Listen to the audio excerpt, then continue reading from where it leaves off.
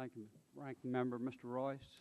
Thank you, Mr. Chairman. I think in response maybe to this argument about primary causes and factors, clearly one of the underlying factors I think was missed in this report. And I remember the London Economist, the British magazine, The Economist, making the argument in '02 that our Federal Reserve had set an interest rate that effectively was below zero if you included inflation into the calculation.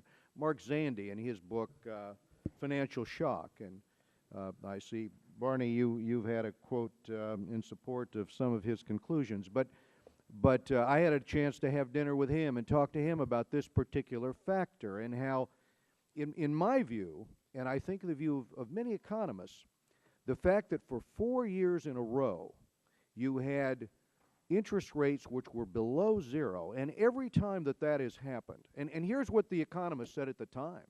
They said, you're going to have asset bubbles in real estate, and because the Fed has done this in the United States, other central banks are going to follow.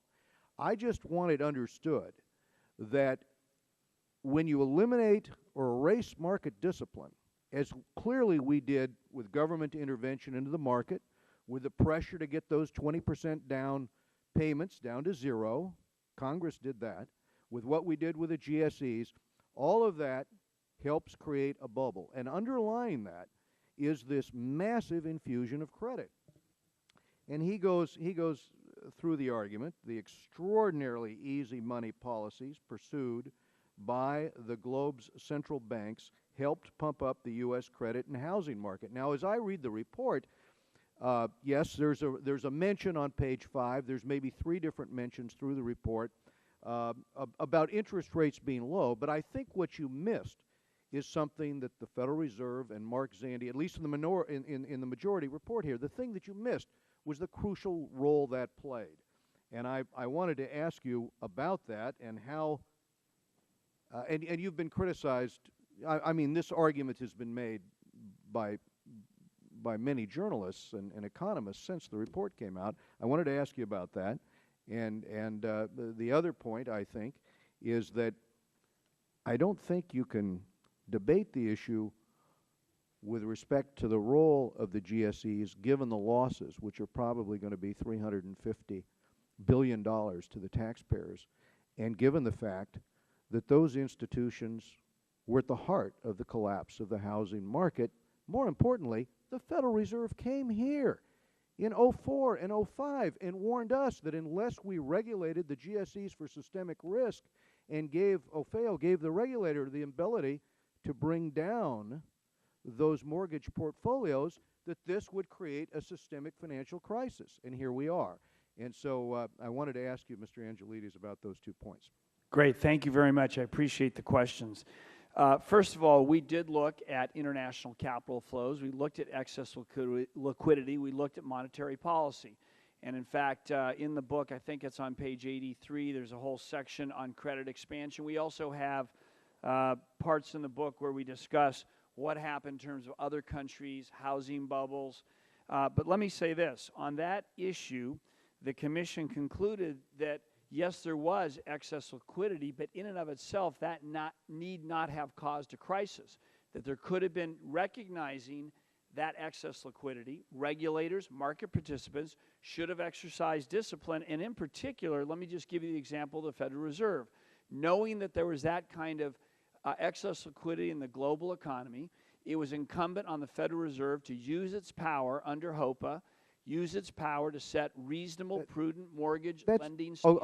Okay. And by the way, as someone who comes out of the real estate business, we should have recognized those asset bubbles. We should have had tighter mortgage lending standards. And I think that was at the heart. It was our failure to grapple with those capital flows. I think if we take the position that international capital flows are detrimental to this country, that's very damaging. We want to have capital flowing, and we want to put it to productive uses, not merely... You cannot regulate, excuse me, but the idea that you're going to make money so cheap that it's less than zero, that for 4 years you're going to flood the market with that, and that somehow you're going to be able this is what economists would call the fatal conceit, that somehow you're going to be able to overcompensate for the fact that that much money is flooded into the market, and on top of it, you've erased market discipline by what you've done with government intervention with Fannie and Freddie and gone to zero down payment loans. The idea that some way, some regulator is going to be able to tamp all that down or keep that under control when the government has unleashed by bad decisions all of that liquidity into the market, I think is a fantastic belief. I can't understand in this day and age how people, unless you had central planning able to control every aspect of decisions made by people, how could you possibly undo the damage that those kinds of decisions create in an economy? Well, Mr. Yes. I'm sorry, I don't mean to interrupt you, sir. But I think, I'd like but even if we concede that some way you could overregulate for all of what's been unleashed, why not a real discussion on Fed policy in the majority report in terms of how this underlie the problem? And I've read the report, and you know, I would urge let everyone me to say read. this. Oh, I'm sorry, sir. Quickly. Yeah, I would urge everyone to read, and I hope as many Americans as possible read the report. We do detail Fed monetary policy. We do detail the excess liquidity in the marketplace. But I will say that when you take degrading lending standards, when you take leverage ratios of 40 to 1, when you take a shadow banking market of $13 trillion that exceeds the regular banking system with no transparency, the combination of cheap money and excesses in the marketplace and dramatic failures of regulatory control, I think you have a formula for disaster. the GSE ratios were 100 No, to 1. I yield back. Thank They were, in fact, they were the kings of leverage. Yes, sir. they were. Gentlelady from California.